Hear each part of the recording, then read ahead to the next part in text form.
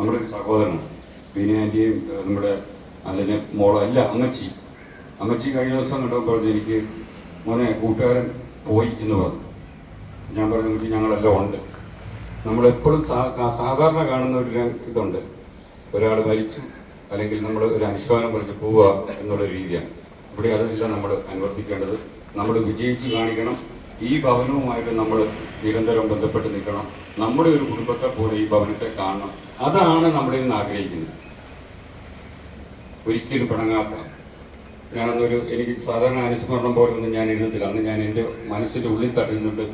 ശ്രീമാൻ sir പറഞ്ഞ പോലെ 2 ദിവസം ഉറങ്ങാൻ പറ്റത്തില്ല, ഉള്ളിൽ തട്ടിയിട്ടില്ല. ആരോടും പിണങ്ങാതെ നമ്മുടെ വലിയേട്ടനായി, നമ്മുടെ അതൊക്കപ്പനായി നമ്മളെ ചേർത്ത് പിടിച്ച് ഒരിക്കലും എവിടെ പ്രശ്നമുണ്ടായാലും അതിനെല്ലാം കോർത്തിണക്കി നിർത്തിയ നമ്മുടെ പ്രിയപ്പെട്ട ജോസാറിൻ്റെ വേർപാടിൽ എനിക്ക് വ്യക്തിപരമായും എൻ്റെ കുടുംബത്തിലുള്ള ദുഃഖവും ഞാൻ ഈ സമയത്ത് രേഖപ്പെടുത്തുന്നു.